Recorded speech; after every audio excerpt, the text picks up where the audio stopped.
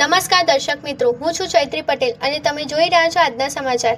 મહેસાણા જિલ્લાના વિસનગર શહેરના ગોવિંદ ચકલા પાટીદાર ટ્રસ્ટ દ્વારા આજે તારીખ 16/8/2026 રવિવારના રોજ ગોવિંદ ચકલા પાટીદાર સમાજ સંકુલ ખાતે મહિલા સશક્તિકરણ શિબિરનું આયોજન કરવામાં આવ્યું હતું, જેમાં ગુજરાત રાજ્યના પૂર્વ મુખ્યમંત્રી આનંદીબેન પટેલના દીકરી અને ગામશ્રીના સ્થાપિક શ્રીમતી અનારબેન પટેલ ઉપસ્થિત રહ્યા હતા, જેઓ ગ્રામશ્રી ટ્રસ્ટ દ્વારા છેલ્લા 35 વર્ષથી 77,000 જેટલી બહેનોને તાલીમ આપવામાં આવી હતી, જેમનું કુંભ તિલક કરી બહેનોએ સ્વાગત કર્યું હતું, જેમાં ગોવિંદ ચકલા પાટીદાર સમાજના આગેવાનોમાં નગરપાલિકાના પૂર્વ પ્રમુખ શ્રીમતી વર્ષાબેન પટેલ, શ્રી બાબુભાઈ પટેલ, શ્રી રાજુભાઈ પટેલ આરકે, શ્રી ભાવેશભાઈ પટેલ શ્રીજી, શ્રી ગોવિંદભાઈ પટેલ અને શ્રી જસુભાઈ પટેલ હાજર રહ્યા હતા।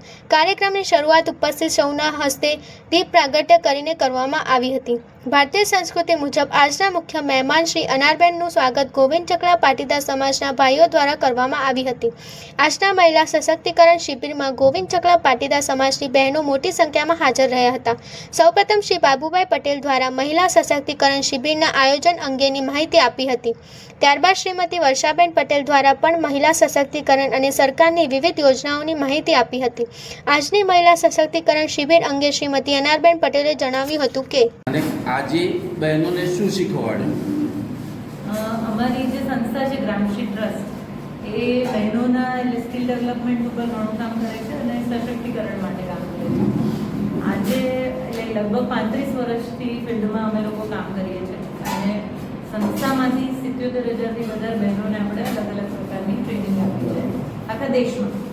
આજે ગોવિંદ ચકલા ટ્રસ્ટ દ્વારા મને અહીંયા આવવાનો અને મને ઓલવેઝ દિલથી નજીક હોય છે કે ક્યારે બી કોઈ બી ટ્રસ્ટની ઈચ્છા હોય કે જ્યાં વિમેન એમ્પાવરમેન્ટ યા સ્કિલ હોય વિમેનની રિલેટેડ તો ત્યાં જવાનો મોકો મળે તો હું છોડતી નથી। એટલે આજે બાબુ કાકા અને વર્ષાબેન બંનેના આગ્રહથી અહીંયા છું, ભાવેશભાઈ અને બધા, અને બહુ સારી રીતે અમે બહેનોને બતાવ્યું કે ભાઈ સ્કિલ કેવી રીતે લેવી જોઈએ, સ્કિલથી દૂર ના રહેવું। કોઈ બી બહેન છે કે જેને જરૂરિયાત છે એવી બહેનોને અમારા સુધી લઈ આવો કે જેનાથી જે બહેનોને ખરેખર કામની જરૂર છે એને આપણે આપી અને બહેનોની સ્કિલને એન્હાન્સ કરવાની બહુ જરૂર છે, કારણ કે સમાજમાં હવે બે વ્યક્તિઓ નહીં કમાય ત્યાં સુધી ઘર નહીં ચાલે અને વ્યવસ્થિત રીતે ઘર ચલાવવું હોય તો હસબન્ડ અને વાઈફ બંનેને કમાવવું પડશે। જ્યારે બહેનોને એવી સ્કિલ હોય કે જેનાથી એનું ઘર પણ ચાલે, એના બાળકો બી સચવાય અને વત્તા એ કામ કરી શકે, એવી સ્કિલ બહુ જ બધી છે અને એ સ્કિલ આપણે આપવાનો પ્રયત્ન અહીંયા કરવાનો છે। પશુપાલનથી લઈ ગ્રુપ મેનેજર સુધીની સફર મહિલા સશક્તિકરણની જરૂરિયાત ક્યાંક શહેરીકરણની કારણે ઊભી નથી?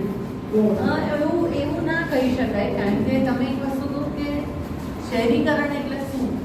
આપણે જો મેટ્રોને શહેરીકરણ સમજતા હોઈએ પણ તાલુકા પ્લેસમાં બી તો શહેરીકરણ થઈ જાય છે। આજે અમારા જે ગામડાઓ હતા, જે ગામડાઓ આજે વિસનગર છે એ તાલુકાનું શહેરીકરણ કહેવાય, તાલુકા લેવલનું, તો એની જરૂરિયાતો અલગ હોય અને મોટા સિટીની જરૂરિયાતો અલગ હોય, એટલે બધી અલગ અલગ જરૂરિયાતો થતી હોય છે।